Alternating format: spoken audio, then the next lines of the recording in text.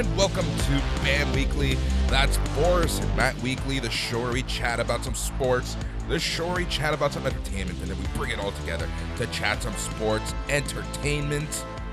We're your hosts. I'm Boris, and I am joined this week by Matt.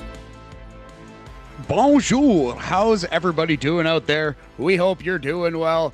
Boris, we're knocking on the door of some championship finals. We got 4 huge wrestling shows to preview this weekend. Impact Under Siege, WWE Night of Champions, WWE NXT Battleground, and AEW Double or Nothing.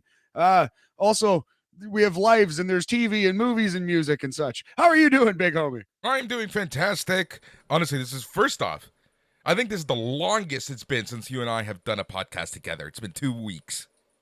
Yeah, man, that's crazy. It's since we started doing podcasts together in October of 2020, right? It's been, I don't think we've taken 2 weeks off. So nice to talk to you, homie. Yeah. I'm doing well. I'm doing fine. I'm doing classy. I've got Moxie.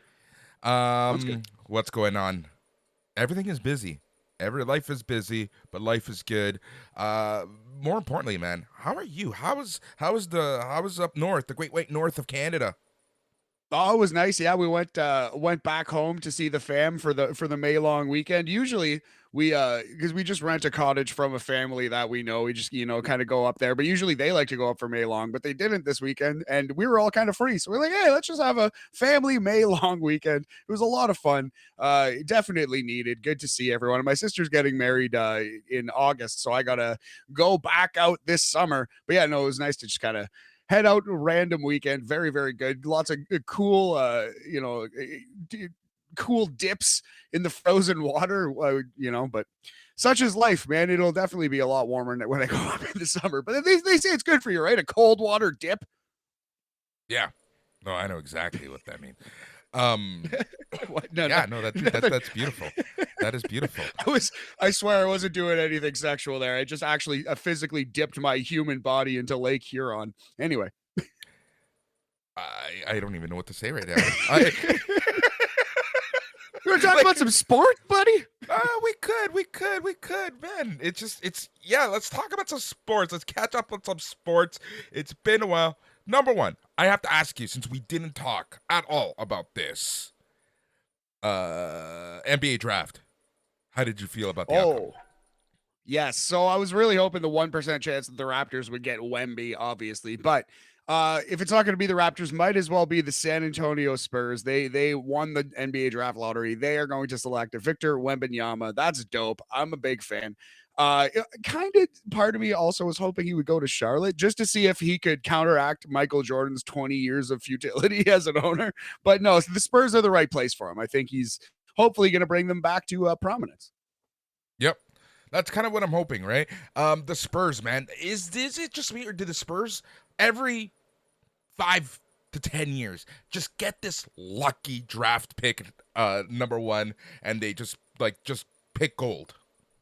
Yeah, they won the David Robinson lottery. We're a pretty good team, but not quite a title contender. They had a down year when David Robinson was injured, fucked around, and won the Tim Duncan lottery. And then with the Twin Towers, they became the dynasty, the model NBA franchise for a long time. And now they've fallen off. But yeah, it is a new generation, and thus time for them to win another generational fucking talent. It is funny, though. Like every 15 to 20 years, the San Antonio Spurs of all teams, ABA cast off. They're the ones who just keep getting these guys. It's funny how sports work.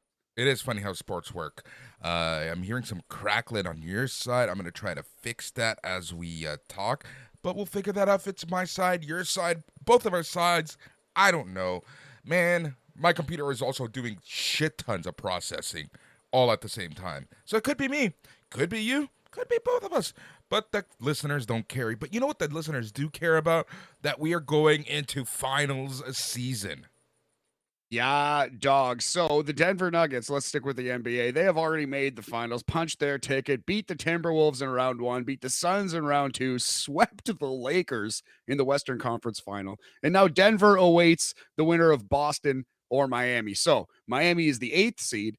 in the NBA. Not a lot of teams, not a lot of people, gave this team a chance, but they jumped out to a 3-0 lead over the Boston Celtics, who were the 1 seed in the NBA, but Boston's on the fucking comeback trail now, man. They've won the last 2 games convincingly, and I am worried because it doesn't matter what has happened previously. All Boston has to do is win 2 games against Miami, and they could easily do that. I can win 2 games against Miami. I don't know. I don't know if I go that far. But yeah, no, Miami, this one is not over until Boston is dead and cold in the ground. And the Celtics might, in fact, be the first ever basketball team to come back from a 3-0 deficit. You think Boston's going to do it? I do think so. Look, I think we're going to get a game 7. What happens in game 7? You never know. But I do think we are going to be getting a game 7 for sure. And I can't believe that that's where we're at, right? Like, dude, Miami fans, all 10 of them, were already planning the parade route. That's the thing. It was a little. They wrote off Boston early, and Boston rolled over in game 3.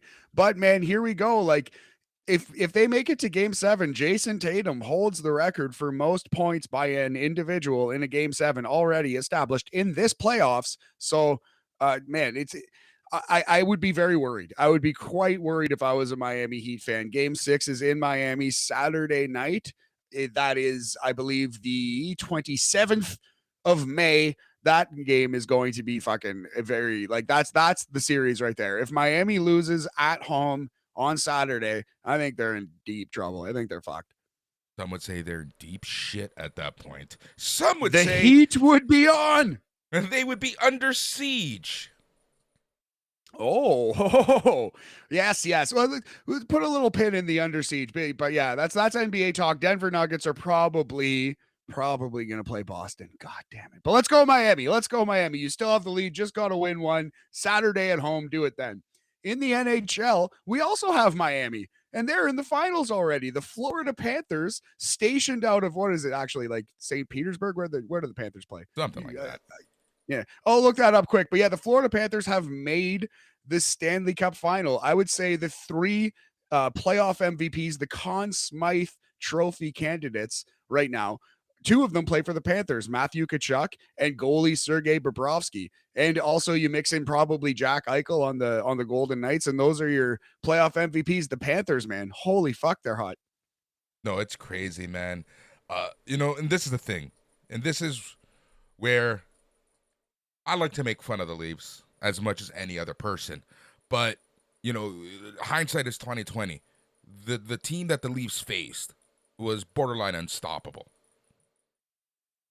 No, like, this team has rolled through the playoffs, and they made this point on the 31 Thoughts podcast this morning. I'm just going to ruthlessly ape this from Elliot Friedman, but they beat the Boston Bruins in 7 games. Then they took 5 games to beat the Toronto Maple Leafs, and then they took 4 games to beat the Carolina Panthers. So they're just getting better and better and better. It's taking them less effort. Can they win the championship in 3 games?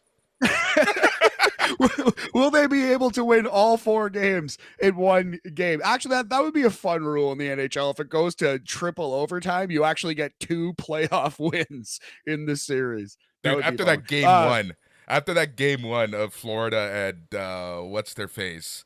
Hurricanes. Like, that was just ridiculous. That was 4 you know what I loved?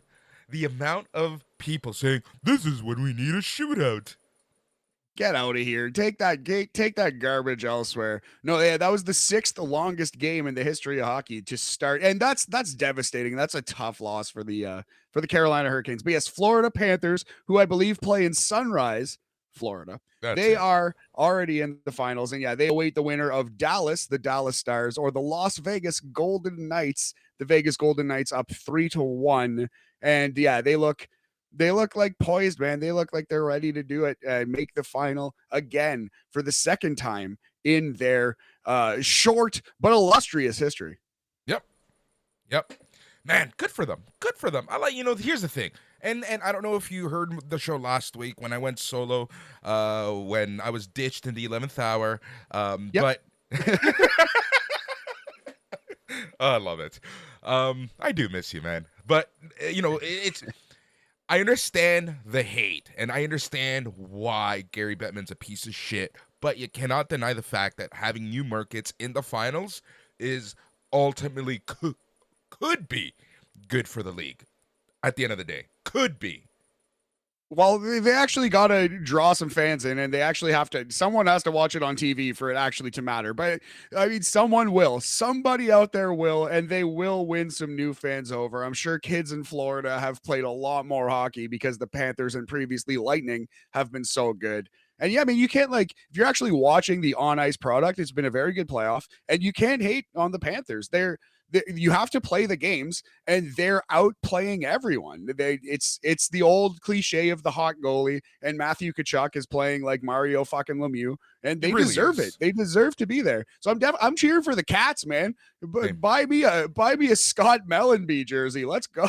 Dude, remember mid-season, people were writing off the Panthers. Panthers were good last season, but this season they stumbled a little bit, and around mid-season, people were just writing them off.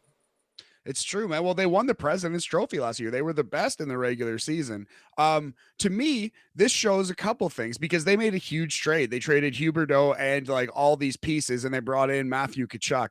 So I think this has taught us, and the Golden Knights are another great example of this because they're the craziest team in the NHL. This has taught us to be aggressive. This is the lesson of these Stanley Cup playoffs. Aggressive teams in the Stanley Cup final. The Carolina Hurricanes almost made it. They are always trying to trade. They got Brad Burns and Pacioretty. Dallas Stars, same thing, always active and drafting very well. Dallas too, but they always try to sign them superstars. They brought in Joe Pavelski. The Golden Knights, the most fucking balls to the wall riverboat team. Go trade for this guy. Go trade all your draft picks for this guy. And then the Florida Panthers traded their 100-point scorer last year for another guy who also scored 100 points now. So yeah, just be aggressive. Don't just wait in the bushes, NHL GMs. All these aggressive teams in the Stanley Cup semifinals and finals. I had this exact same conversation. It's just like deja vu. And I think you're going to be a little proud knowing that you share the exact same thoughts as 1993 Stanley Cup winner Gilbert Dion. Gilbert Dion. I was talking to him last night, the hockey podcast, the Sheriff podcast. He was the guest yesterday. And honestly, nicest fucking guy I've ever met. Like, by far, the nicest, not just hockey player, not just athlete, just human being. That's cool. That's so great. That's so great to hear, man. Drop that name in there pretty good, but no, that's awesome. Of course I'm proud to share an opinion with a great hockey legend like Gilbert Dion. That's awesome. Good for you and good for me. Yeah, I tried on his ring. Dude, that thing weighs 1,000,000 pounds. It's insane how heavy that Stanley Cup ring is. That's amazing. Oh my God. I am so jealous. So very jealous. Good times, but it was good times. Yeah, dude. Yeah, NHL, NBA wrapping up. No, Tony Khan doesn't need to worry because the NBA won't be on by the time Forbidden Door is on, so he won't have to play those tactics to keep the pay-per-view as long as humanly possible. And he was even talking about that in the press conference yesterday. First off. Yeah. Yeah. I'll talk about this in the wrestling part because it's just, he's so funny. He's so smart and so cunning all at the same time. Tony Khan. Well, we're pretty much done sports, man. Get into it. Talk about, because I didn't even listen to the presser because I heard that no one asked him about CM Punk. So it's just like, well, if they're going to continue to not ask about the only story in AEW, I'm going to continue to not listen to these things. But okay, please go on. I will say this: I have a feeling that those questions were screened out, but that's for another discussion. Interesting. Yeah, he was asked about certain things, and he would not answer by giving you a long-winded answer. Have you ever seen or heard Kevin Smith talk on a podcast, especially the One Night with Kevin Smith's? Yes, absolutely. The filibustering. It honestly feels like that sometimes. It's like, all right, but you didn't actually answer what I asked. You kind of went to your script and to your notes to talk, give us talking points. And I'm not shitting on the guy. I'm not shitting on the guy. I'm just saying that it's a little frustrating being in these pressers when you're waiting trying to take notes, waiting for some gold material, and it's just the talking points that you always get from their PR people. Yeah, that's why I stopped listening straight up, man. And we appreciate you actually sitting in on that and doing the work for slamwrestling.net. But yeah, was there any new information, any kind of information, or just Tony Khan just dancing? Tony Khan just dancing. Essentially, he said a few things without saying it. He said we're going to get a brand split without saying we're getting a brand split. I think, like I say, it'll be a silent brand split where, yeah, CM Punk probably won't be on Dynamite interacting with the Elite type of thing, right? Right. So that the two brands are basically CM Punk and the Elite. Those are the two brands in AEW. Pretty much, right? Of note, he praised the person that Boris Roberto Aguilar, have been praising for what, a year and a half, and that's Willow Nightingale. Nice. That's good. Yeah. Yet again, Boris, you deserve praise. Priority praise, all of the praise. No, man, that's Willow's great. I'm glad that they acknowledged her title reign on the most recent Dynamite. They should talk more about Willow. She could borderline be the one who beats Jade Cargill if they wanted. At this point, make it her. Make it her. She's got a huge following. Everyone that sees her loves her. Like she's a good wrestler, right? And you know, you obviously have people who for some reason blame her for Mercedes Moné being injured. Then you have the other camp where people who just hate Mercedes Moné for being human and being alive. So it's just a very weird, like Twitter was a very weird space on Sunday night. I need to stay off it more. And it's funny because I'm not even on it at all much. Yeah, no, I deleted my Twitter account and I do not miss it. I have not looked back. Yeah, like a good rule of thumb is if you have to go apparently X happened, don't then follow that statement with here's an opinion about how unsafe Willow is. Like if you just learned because you read something, oh, apparently this happened and you haven't physically seen it yourself and you haven't made your opinion based on actual facts. Like you could educate yourself on these things very easy. The internet exists. Anyway, it was not Willow Nightingale's fault, nor was it Mercedes' fault. No. Just a thing happens. Wrestling is a very tough, fucking crazy, dangerous business, man. People get injured all the time. Yep. Oh man, so the presser was interesting. He praised Willow Nightingale, which was very, very nice to hear, just because, I've been praising Willow Nightingale since I saw her in ROH beating the living shit out of Roxy, which I still think they should be showing us clips of, considering that they own that footage. Maybe there's something like some kind of cease and desist where WWE is going to be cracking down on that a little more. But I would agree. That was an old Impact trick, like show Booker T or Scott Steiner or Kurt Angle or whoever like losing and your guys like the Bobby Roodes beating these ex-WWE stars. Yep. All right. So then I guess the biggest news. So we talked, they asked about All In and whether that's going to be airing on pay-per-view. And he said he's still figuring that out. There's still things to figure out. So I don't know what that means. I think it'll be a Max thing. I think they're going to test out Max with All In, but that's just my most humble and personal opinion. I have zero information to back that up. That's just literally what I think in my heart of hearts, or as we like to say on BAM, my gut of guts.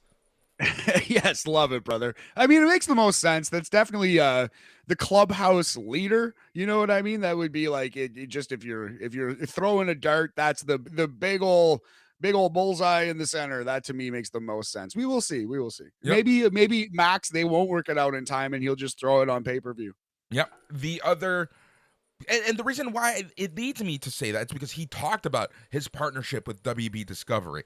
He kind of threw that in as he's talking about distribution, right? So to me, right. all the stars are aligning that it's we're gonna get streaming of AEW shows a lot sooner than people think. All right. Also, he was talked about not overlooking Double or Nothing. Double or Nothing is large. He praised MJF. He praised the Four Pillars. Did that usual spiel. A lot of talk on Collision, a lot of talk on competition on Saturday nights. He thinks that he can compete against the NFL, and he thinks that the NFL looks at what AEW is doing and notices them. But the last piece of takeaway was about Sting, and he essentially said he knows that Sting isn't going to be around forever. Sting hasn't given him a date, but Sting's also said, that date is coming sooner and sooner and sooner. So Tony Khan essentially said he thinks that this is one of the biggest possible events in wrestling, and he wants to make an event out of the Sting retirement match. Dude, do you think we're going to get Goldberg versus Sting? Maybe. That would not be my choice, but Same here. that could be a thing they do. Maybe they do that, but not as the retirement match. No, actually I don't. I do not think we get that. But if there's a universe where it happens, it wouldn't be the craziest thing. But no, I wouldn't. I wouldn't. I don't see it. I don't think so. I can see them doing that as part of the Sting retirement tour in Atlanta, Georgia. Maybe. Not his final match. I think his final match should be at this point against Darby Allin. To me, that makes the most sense out of the people who you want to put over Sting, right? If you're gonna have Sting retire, you might as well put someone over, right? I guess. Yeah, I could even see MJF. Maybe a tag team match with Darby Allin, and they ride off into the sunset, win the tag team titles, and then Sting retires and relinquishes them. We do a tournament or something. I could see something like that, like Sting and Darby versus FTR. That would be a worthy retirement match. I think so. I think that would be. But yeah, so that was basically it. That was the gist of stuff. It was, yeah, that's where we're at. Nice, man. Well, I mean, I appreciate that Tony Khan does do these things. I wish he were a little more transparent, but what the fuck can you do? At least he's out there to some extent. Yep. At the very least. Well, that was very weird. Everything just like went dark for a second on my screen. All right, man. Weird. So, what are we going to be talking about now? We have a lot to talk about. We have all the previews. Yep. We've got some New Japan to chat about. Okay, I know what we're going to talk about. Let's talk about some Ring of Honor. Oh, okay, this is all you because there was another 19 match AEW Dark Style marathon of random wrestling on Ring of Honor this week. I watched 0 seconds of it. 19 matches. Oh, that's so many. The fuck? 19 matches. 19. 1 under 20. 9 over 10.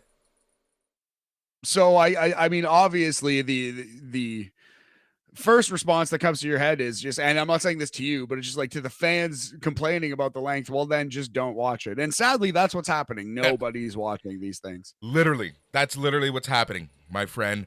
The only reason I'm still watching is because I'm covering it for Slam Wrestling. It's literally become, I'm watching it so you don't have to. Like that's what ROH is becoming.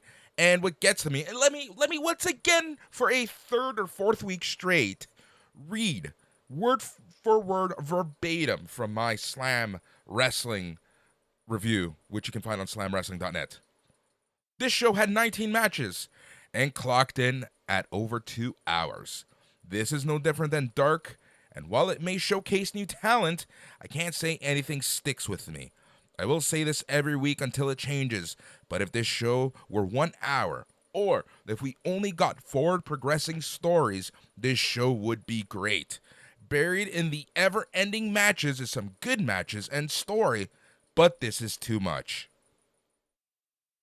And that's just it, man. But this is like a Tony Khan staple. This is what he likes to do, and it's behind his paywall for anyone to watch it if they so choose. Yeah, I if you're in the position where you have a job covering it and it's just a boring 2.5 hour show, I can understand being mad at it. But yeah, no, like I don't know. I feel bad for the brand of Ring of Honor, the true like Ring of Honor truthers who followed it through thick and thin to just watch that. It's just like become this weird thing. I don't understand why Tony just won't make it officially their NXT. Just treat it exactly like NXT. I don't know. It's a strange thing. He's like kind of half pregnant with Ring of Honor and has been the whole time. Yep. Let me tell you the three things of note from Ring of Honor.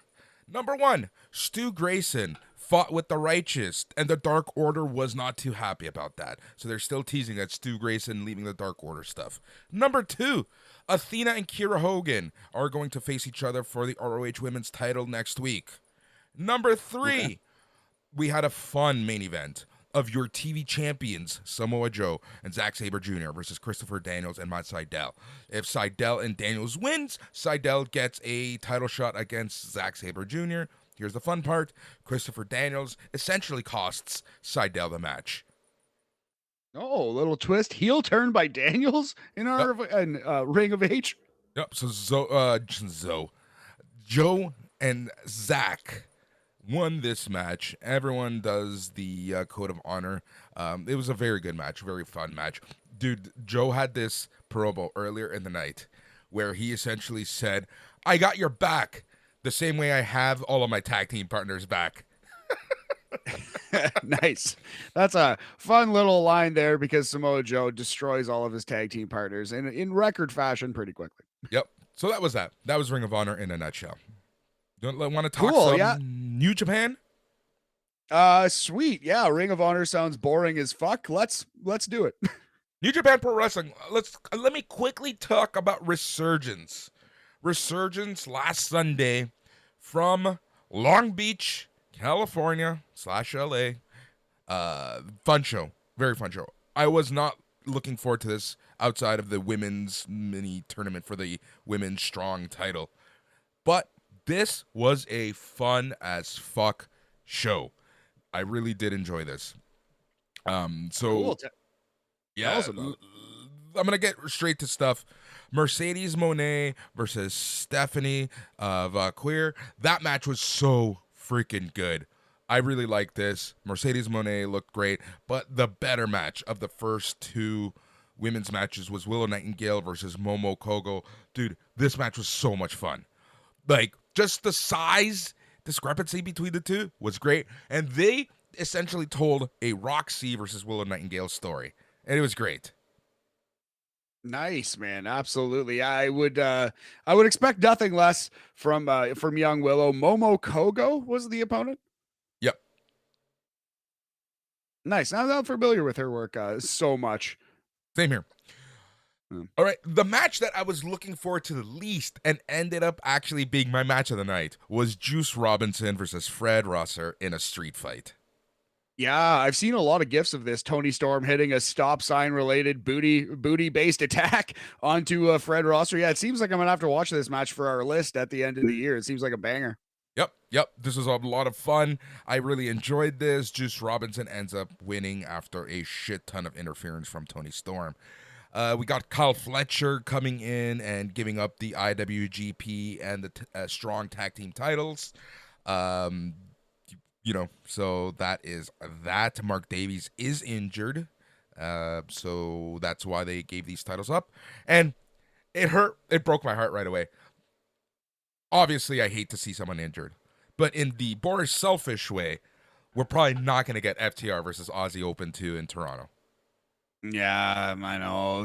I was hurting about that. I'm sure Davis is going to try as hard as he can to make that match. But yeah, no, it doesn't seem like it. But that's fine. FTR will find something else to do. I'm sure they'll have a great match with someone. But it is disappointing. You knew it was going towards 2 out of 3 falls probably in Toronto, FTR versus Aussie Open. But it'll happen in Wembley now.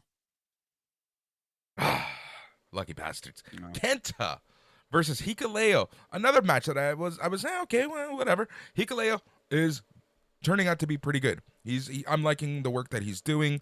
Kenta essentially tosses Hikuleo over a guardrail onto a table for the win to win the strong openweight title. Nice. So Kenta won the title back? Yep. Yes. Okay. Very good.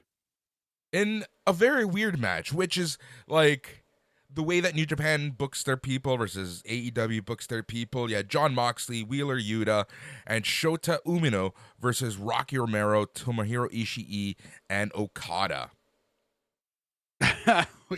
So wait. Okay. Well, what happened? I'm dying to know. What, in terms of the match itself? Yeah, who won? What was? Yes, tell us. Continue to do the podcast you're doing. Oh, sorry, because I thought you were asking a specific question. No, the BCC and Shota end up winning, but it was very weird, right? Because Jon Moxley was trying to play his heel character on Okada. It really wasn't working. Umino tried to play this heel while he's a face in New Japan because he's with BCC, and Wheeler Yuta was just being Wheeler Yuta. Like he's just there. Yes, yeah. Well, Acting actually, tough. I I I'm a like bit of a him. you. Yeah, I'm a bit of a Yuta supporter now. I just realized it last week on the most recent Dynamite. But yeah. Okay, fair enough. Fair enough. But it was Who took weird, the right? L? Hmm? Who took the L? Who got pinned? It was Ishii, I believe. Who did it? Boo. No, it was Romero. It was Romero. Okay. Should have Okay. been I was Okada. hoping. Umino should have pinned Okada. That's that is bold. I was hoping it was Rocky and not Ishii. Okay. Very good. Should have been Romero. Or sorry, should have been Okada. 100% should have been Okada. Look, throughout the entire match, Umino was like teasing Okada. Even after the match, he kind of just kicks Okada out of the ring, right? So if you're going to be telling this, if you're going to be following this up, yeah, might as well just give Umino the pin win in a random 6-man tag. Agreed. Well, I don't know if that's tough. Who knows what they have in store for Okada is my thing. He'll be Is champ Okada within gonna 6 months. You know it. no, New Japan doesn't have the well, balls to make new stars right now. they're in the process of Yeah, they doing are. that literally right now. Yeah. Anyway, I just whatever they have is in store for Okada, it better be better than that because I like Yeah. where your head's at, Boris. No, and I'm glad that New Japan is finally listening to almost any podcast that covers New Japan has been talking about this, right? So I'm glad that New Japan is listening. I'm just being a dick because I'm tired and I'm bored. Yeah, no. I like, truthfully speaking, I think that an Umino Okada program would be a lot of fun. Yeah, no doubt. No doubt. Yeah, and then we had Will Ospreay beating Tanahashi, to advance in the tournament. This was an okay match. Will Ospreay is just amazing at everything he does. And obviously, Willow Nightingale defeating Mercedes Moné to become the first New Japan Strong Openweight Women's Champion. Nice. Yes. So how was that match? How before the injury? It was a pretty good match, right? Like, again, they're just Willow Nightingale just so much bigger than Mercedes that it was Mercedes just getting literally pounced all over the ring.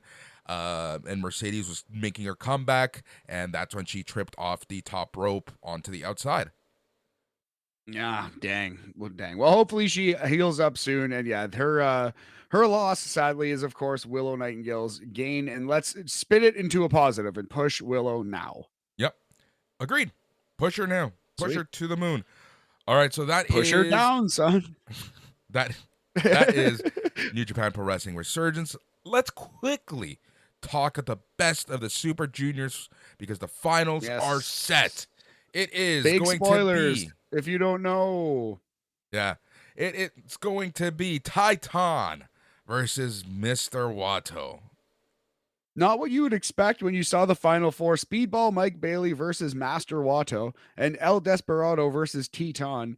Bailey won the block, the A block, and Desperado won the B block. It kind of seemed like they were on a collision course, but no, they both lose in the semifinals. So it is Master Wato versus Teton for the best of the Super Junior crown. When's the final? Sunday morning. Because there's not enough wrestling to watch on Sunday. Oh, my God. No doubt. Holy crap. But yeah, that'll be an interesting main event. Master Wato in the main event. Main event Wato. Yep. Push him to the moon. I'm not surprised that Mike Bailey isn't in the finals, to be 100% honest. But I was really pushing for him, man. They had some great stories in this tournament. Honestly, here's the thing. Most nights had great matches. This tournament was so much fun because there was no undercard. It was just tournament matches. Mike Bailey proved yet again, this time on the international stage, how freaking good he is. You had an interesting story overall with Kushida not being able to pick up wins. It's like you can tell that he was frustrated with himself. And I wonder if they're going to like tease the am I too old for this? I'm getting too old for this shit angle, right? But yes. It's interesting because when he did beat Mike Bailey, he's just like gloating and saying, "Fuck yeah, let's get Scott D'Amore on the line." It was hilarious. Yes, the Murdoch build, or the Murdaugh, right? Or Yeah, Murtaugh. Murda, Who the fuck is in Murda, it's yes. It's Murtaugh, I it's believe. Murtaugh. I don't know. I've only seen I haven't I came late to the Lethal Weapon party. You know who's fucking hilarious? Joe Pesci. There, I said it. He I missed is. that whole era. Um, So yeah, you had that. You had Leo Rush kind of in his redemption story arc. I call it a redemption just because he made it through the tournament without retiring. What else did we get? It's true though. What else did we get in this tournament? We had Hiromu struggling through the tournament as champion, which is very rare to see in these. Yeah, setting up a lot of different challengers for Hiromu. That's good, man. Yep, yep. Overall, best of seniors so far. We only have one night left, but it's been a very, very fun few weeks. Yeah, it sounds like it was a great tournament. I'm definitely going to watch like top 5, top 10 matches, do a little research, and we're going to have to, it'll be widely represented on our end of year list for sure. All right. Do you Yep. want to speed run through these shows this weekend here? Yeah, please go ahead. Okay. Boom. Impact Under Siege 2023, May 26, 2023, from London, Ontario, Canada. 10 matches on this thing. Boris, give me a quick sentence on all of them. Joe Hendry versus Dirty Dango for the digital championship. Joe Hendry's gonna win. Dirty Dango deserves it. I like the heel work that Dirty Dango is doing. The dirtiest of all dangos. I agree. I like me some Dirty Dango as well. Just let that one sit out there for a second. Okay. Dango is Lordy, the Coven, Taylor Wilde and Kylan King versus the Death Dolls, Courtney Rush and Jessica with a K. Courtney Rush, for those who don't know, is Rosemary without the makeup. Interesting. I was one who didn't know. Yep. The Coven's gonna win. Ooh. This is on the kickoff. The Coven is gonna continue being champs, I think, but I think this story is gonna work its way until Slammiversary in Toronto, July 15th. Beautiful. Like No, where head's at. Windsor, July 15th. Very good. Okay, for the Impact World Title no DQ match, Steve Macklin in his first defense versus PCO. That'll be a fun match. Be no doubter. Steve Macklin for sure going to win. I think the biggest story out of this match is going to be what PCO does to hurt himself. Probably as per usual with Quebecer Pierre matches. Last chance match for the Impact World Title. If Jordan Grace loses, she can no longer challenge as long as Deonna Purrazzo is champion. So champion Deonna Purrazzo versus Jordan Grace in the most overdone gimmick in wrestling. Last chance title match. And I think Purrazzo is going to win. I don't see them doing a title switch just yet, but I think this opens up the door for Trinity to get her shot at Slammiversary. I agree 100%. That's I just hate these gimmicks, but whatever. We're in it. We're gonna do it. X Division title champion Trey Miguel, your boy versus Chris Sabin. I like it. This match is gonna be fun, but I don't see them taking the title off Trey Miguel anytime soon right now, unless they have plans to bump him up to the world title scene. But with Macklin a heel, Miguel a scene, I don't see it.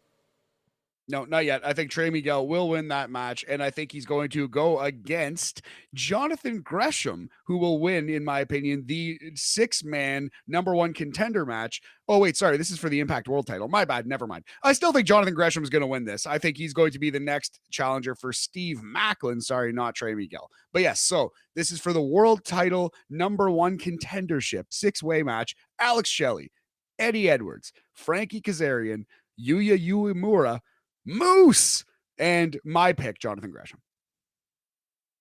Yeah, I think your pick makes the most sense, and I think it's the best pick, especially because, like, you know, a lot of promotions, New Japan, Impact, they seem to be wanting to create these new stars, having new people in the title picture at the very least, right? So I think that one makes the most sense.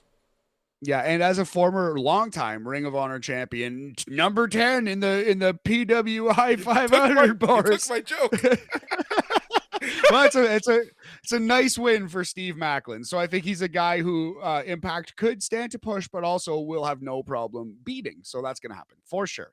So 6-man tag team match: Rich Swann, Samuel Callahan, and to be announced versus the Design of Khan, Angels, and Diener. I think the Design's going to win this one. I think they're going to continue this story through Slammiversary, and that's the whole Sammy Callahan getting back at the Design for them not allowing 2 Sammy Callahans into their club. The No Sammy Callahans club. Well, we're allowed 1. Yes, of course. Singles match: Trinity Fatu versus Giselle Shaw. That's a no-brainer. Trinity wins Shaw. for sure. Yep. No, Trinity, the former Naomi, new to Impact Wrestling. She's for sure going to win. Yep. Same thing can be said for Nick Aldis, new to Impact Wrestling, newish, returning to Impact Wrestling versus Kenny King. I think Nick Aldis wins this match. Technically speaking, was Nick Aldis ever in Impact, or was he always Magnus?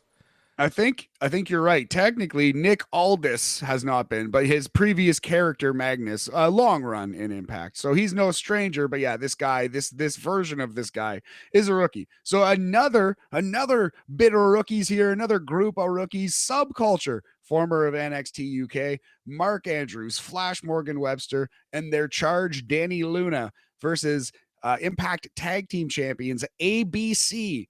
Easy as 1, 2, 3. That is Ace Austin and Chris Bay. They probably won't switch these titles yet.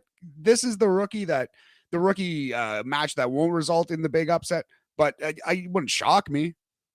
Mandrews is no stranger to Impact, and they're actually building the story around the fact that he won their British American Idol, or their whatever you want to call it.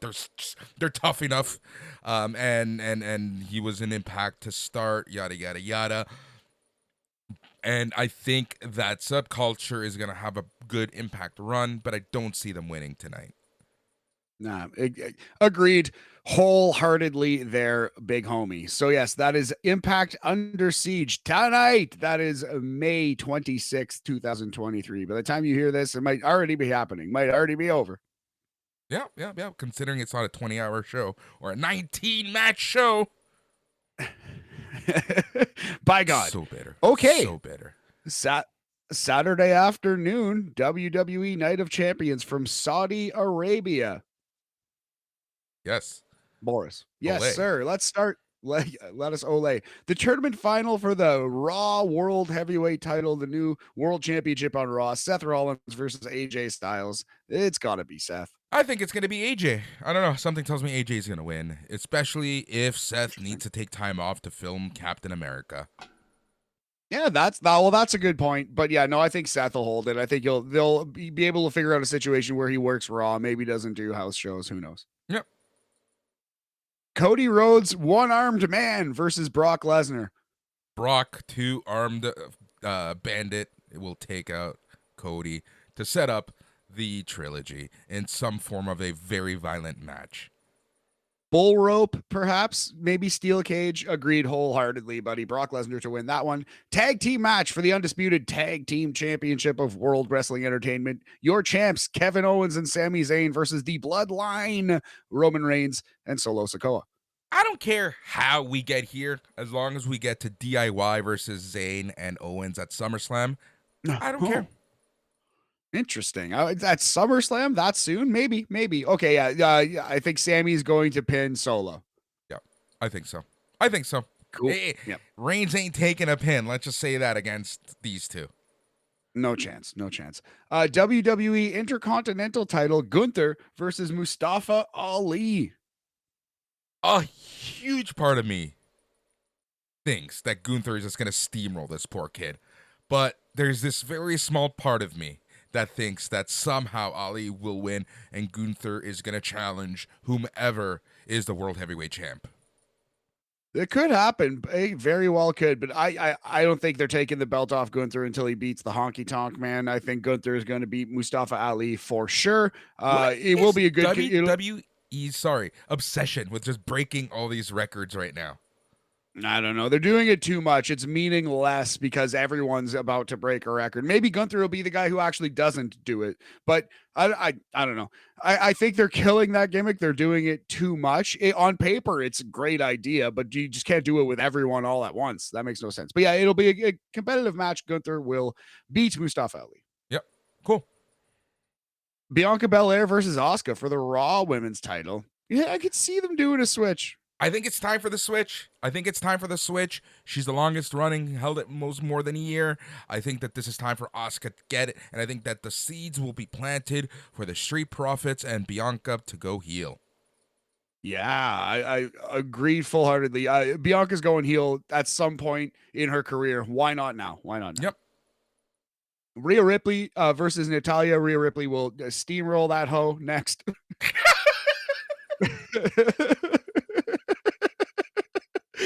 Much love to Natalya Neidhart, of course.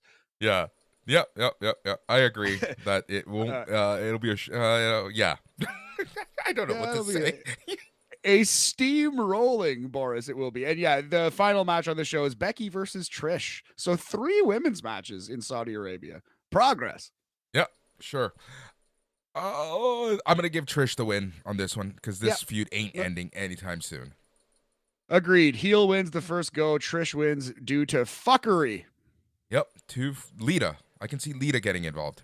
Oh, nice. Yeah, Lita, Trish, the old 1-2 fuck stick on Becky Lynch. Or is that a different pay-per-view? Never mind, Boris. Never mind. What is wrong with you? Hey, man, I'm just just trying to speed run. This is how we speed run. There's still many shows to go. I don't even know what to say. Don't play me off this show yet. Don't play me off this. It's all yours. Thank you. NXT Battleground 2023 running head-to-head with an AEW pay-per-view. It's like fucking WrestleMania 4 all over again. It's Clash of the Champions versus WrestleMania. It's Survivor Series versus Starrcade. My dick is on fire with rock and roll. The first match, Carmelo Hayes versus Braun Breaker for the NXT men's title. You know what? I have this weird feeling that Trick is going to cost Carmelo the belt, and we're going to see heel Breaker win. Oh, I think the Carmelo and Trick split is coming, but no, Braun has gotten the best of Melo and Trick too often. I think they will stand triumphant. It will be Melo's first big triumphant, I'm the man kind of defense. He will vanquish Braun Breaker. Isn't he from the Boston area? Sure is, buddy. Sure is. Which, in NXT, if they're going to start beating these guys in their hometown, that's fucking stupid. But hey, treat them out the way they're going to be treated on the main roster, I guess.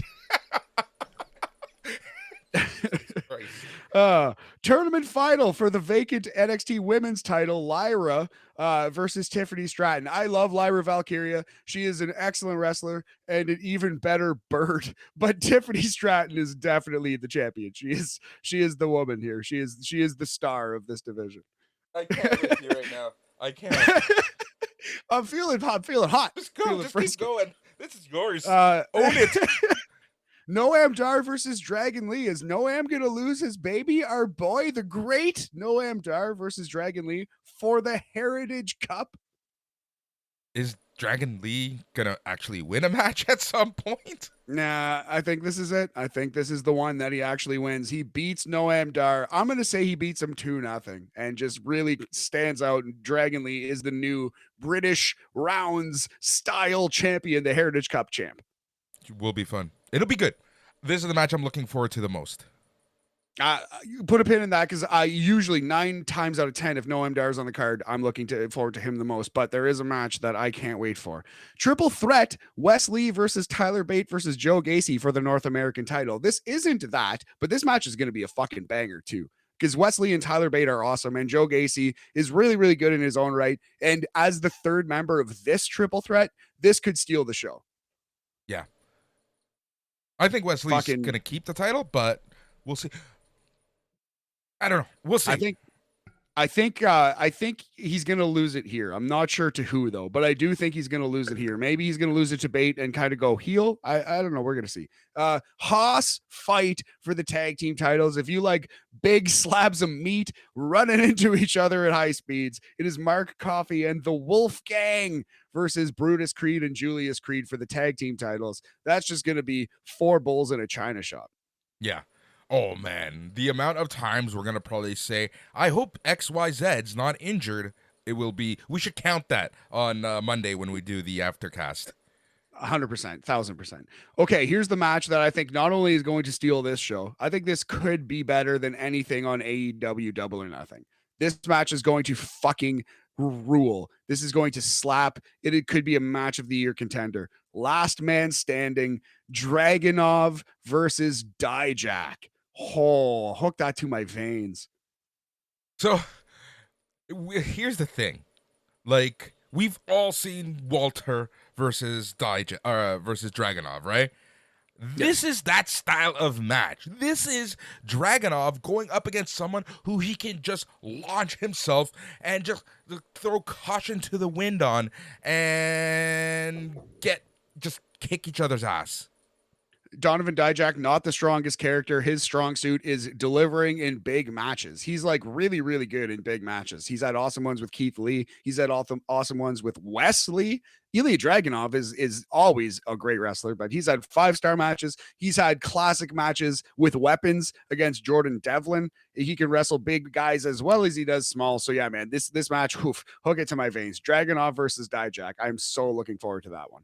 Yeah, this match should be very fun. I think this will be fun. I think somehow, see, Dijak needs the big win. I think Dijak is getting this one. Dijak does need the win more. He actually needs the win more than Dragunov, but I just can't pick against my boy. I gotta go Dragunov there. Yeah, we still got one more. Don't play me off this fucking show. Just embrace it. Embrace it. Live with it. Let it live in the background. Harvest it. Nurture it. Water it. Double or Nothing 2023 AEW 10 matches so far, and Tony Khan will probably add 4 or 5 more because that's the way he fucks. Let's get to the House of Black versus the Acclaimed Max Caster, Anthony Bowens, and Daddy Ass Billy Gunn versus Malachi Black, Brody King, and Buddy Matthews. For the World Trios titles, House of Black will crush these schmoes, but it'll be a fun match. Do we know what the stip is? No, we don't know the extra rule yet. No, we do not. Interesting. Agreed. Yeah. I don't know. Whatever. Scissors allowed. It's a Sid style match. Adam Cole versus Chris Jericho, unsanctioned. Sabu as the special guest enforcer. The homicidal, genocidal, dance recital as I'm so happy that all members of Undisputed are reunited. Oh, you know it's all about Sabu, boo, boo. Bobby Fish, baby. He does look a lot like Bobby Fish. Hey, actually, I wonder who would win a real fight between Sabu and Bobby Fish. At Sabu? Probably. Adam Cole has to win, for the love of God. He has to. Unless Sabu costs him the match. And then Sabu joins the society. I would hate it. Please do not do that. Ethan, I want this to happen just to get your reaction at this point. Yeah, I would be pretty upset. I would be quite upset. Like Chris Jericho, you could say what you will about CM Punk's hostility and toxicity, and you could say the same if you really wanted to twist yourself into a knot. You could say like Hangman Page and the Bucks were being toxic and negative. If you really wanted to twist yourself in a knot, you could make that argument. The real most toxic force in AEW, if he wins this match, is Chris fucking Jericho. That would be inexcusable. Inexcusable. All right. Trios tag match, Ethan Page and Sons of a Gun, Austin and Colton Gunn versus the Hardys and Hook, son of Taz. The Hardys and Hook must win this match. They have to. There's no ifs, ands, or buts about this one. They're not going to bring Jeff Hardy back and hang an L on him this quick. Hook's first loss is not going to come in this match. And if the Hardys and Hook win, Matt Hardy owns Ethan Page's contract. Owning other guys' contract stories in AEW are the most played out thing. Let's never do one again. Also the most played out thing in humanity and civilization. So we should just stop that. Agreed. Let's never do that one again. PBS title for the women's, Jade Cargill versus Taya Valkyrie. It's got to be Jade, but Taya's going to hit her hard. Taya's going to put her through more hell than she's ever been put through in a wrestling ring. See, this is one of those matches where if you're going to debut someone, debut them, make Taya, cost Taya the match, keep everyone strong, give Jade the W. If Jade wins clean, then I'll be like, whatever. Just another victim. Here's what I think. Stardom fucking invasion. They've been teasing there's going to be something big coming in the women's division. If you're reading the blogs and stuff, I think they're going to start bringing in Stardom for AEW Forbidden Door and Collision and such things. So yes, I do think Stardom is showing up at this show, and it's my pick to show up and interfere in this match after Jade beats Ty. Yep. I was going to play you out again just to get your reaction, but I'm just going to leave it alone. All right. Blackjack Battle Royal, 21 men. We have Orange Cassidy, Ricky Starks, the Butcher, the Blade, the Bandito, Commander, Mortal Kombat character he is, Lee Moriarty, Big Billiam, Arya Davari. Nobody on this chance has less of nobody on the show has less of a chance to win their match than Arya Davari has to win the 21-man Battle Royal. He is the all-time tomato can. No, sadly, no. So Arya Davari, Tony Nese, Chuck Taylor, Trent Beretta, Kip Sabian, Ray Fenix, Penta Oscuro, Swerve Strickland, Brian Cage, the Switchblade, Jay White, Juice Robinson, Keith Lee, and Dustin Rhodes. So they really are working a lot of people in here. I think Tony Khan is hoping this is the greatest battle royal in the history of the business. Not that hard a bar to clear. That happened in Saudi Arabia. I'm sorry. True. Let's do that list. We're going to do 2 lists on BAM next week. Top 5 battle royals of all time, top 5 fatal 4-ways of all time, because both might happen on this show. So we'll see. But anyway, that is the battle royal I think Orange Cassidy retains. He has to. And then probably on Dynamite, Switchblade beats him. You're so antsy right now. I'm just ready to go. I want to if I can get out into the world. It's a beautiful day, and I'm fired up. I'm fired up for Jamie Hayter versus Tony Storm. If I do that, can't we just end the show? Stop. No, I still must preview Jamie Hayter versus Tony Storm for the AEW Women's title. Is Jamie Hayter even cleared to wrestle? Well, that's the thing. I feel like this will come and go as her injury does. If she is really healthy, then she will win. And if she is really injured, then probably Tony Storm is going to win this match. And Thunder Rosa subs in. No, new Collision champion? That would be fun. That would actually be hilarious. That would be more hilarious than anything else. If she's ready, that would make a lot of sense storyline wise. Tony versus, Thunder to kind of unify that old thread of a storyline. Anyway, we also have a ladder match for the TNT title, Wardlow versus Christian Cage. I'm picking Christian here. I'm picking Christian. Christian should win. His mic work has been just unbelievable. Yes, absolutely perfect. And I think he's a better a better television champion than Wardlow is. Really? Yeah. Does anyone give a shit about this title anymore? No, so Christian must save it. He must rehab it. There we go. Tag team titles. Mark Briscoe as the referee for FTR versus Jeff Jarrett and Jay Lethal. So I think we're for sure building to like Mark Briscoe raising FTR's hand. Big feel good moment. But wouldn't it be fucking funny if Dixie Carter cost FTR the titles and Dixie Carter joined this group? That's what I want to see. I need to see that so badly. Just to get that reaction from, from the fans. Because there's people who just have this unrational hate still towards Dixie Carter.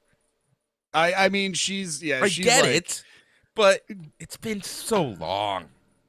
You know what? Dixie Carter is the Sarah Palin of professional wrestling. I'm just over it. I just think she's kind of just adorable now, Please spend the rest of your days in Alaska. No, there's still 2 more matches, for Christ's sakes. Fatal 4-way for the AEW World Championship. Maxwell Jacob Friedman, who will retain, and then CM Punk will end the show by interrupting MJF. It will be MJF versus Sammy Guevara versus Darby Allin and versus Jungle Boy Jack Perry. MJF pins Jungle Boy. CM Punk shows up to end the show. It should be CM Punk doing what MJF did to him in September before the inevitable happened. Oh, just wait, exactly what do you mean by that? Well, MJF closing the show the way he did back in September. Yes, exactly. I know. Yeah. Okay. So just coming out on the ramp and kind of just pointing to him like this is what's next. Yes. I agree. And that's what's going to happen. Exactly, buddy. I'm glad we're on the same page for that. And the final match that we have to talk about on this fucking godforsaken podcast. No, I've had a lot of fun. This has been a good one for me anyway. It's the real main event of Anarchy in the Arena.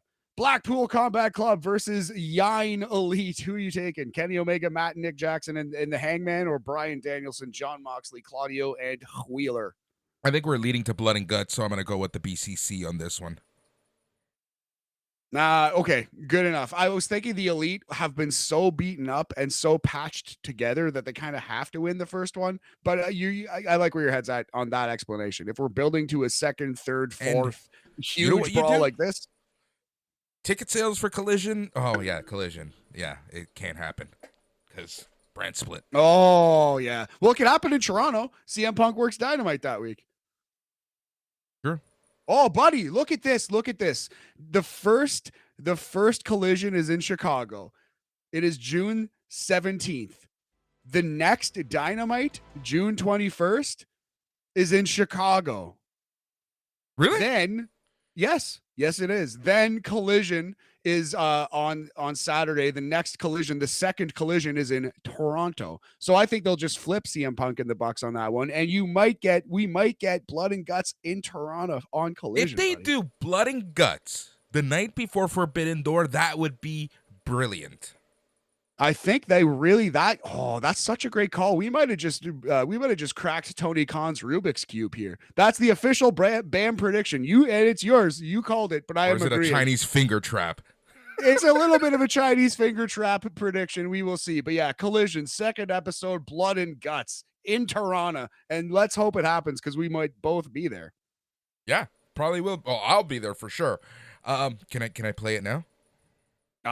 Yes, let's do it. Let's get the fuck out of here. Thank you so much, Matt. No, that was honestly, it's a lot of fun. We get like this from time to time. It's been a while since we've talked and podcasted together, and it's going to be a busy weekend. It's a beautiful day outside. Need to, as the kids say, touch grass. But leave it locked in here on SNME Radio because there are so many shows, all the shows coming up this weekend. They got the Smack Daddies coming at you tonight. There probably will not be a Rampage Ramble because there's just so much wrestling to chat about this weekend. You have the Aftercast for Night of Champions with your Smack Daddies. You have the main show. We're going to be talking tons of NXT with people who talk NXT. You should know who it is. But until it's recorded, I'm not going to officially say anything. You got the after party for Double or Nothing. Matt and I are running the after party for Double or Nothing. That's going to be happening after the show at some point. We'll send out a link if you want to be part of the show. Patrons, get that. Patreon.com/SNME Radio. $5 a month. You can be part of every single show that we produce as after parties. Also, on Monday, we're going to be coming back at you with a special episode of NXT Talk as we talk about all things NXT Battleground. Really looking forward to that because I'm actually kind of looking forward to the pay-per-view. This pay-per-view Battleground looks good. 1,000%, man. Yeah, they're really trying to counter-program AEW Double or Nothing and did a great job. Thank you so much for listening, and you're going to get more of us very soon. He's Matt. I am Boris. Goodbye, and stay tranquilo. Neon lights, Nobel Prize.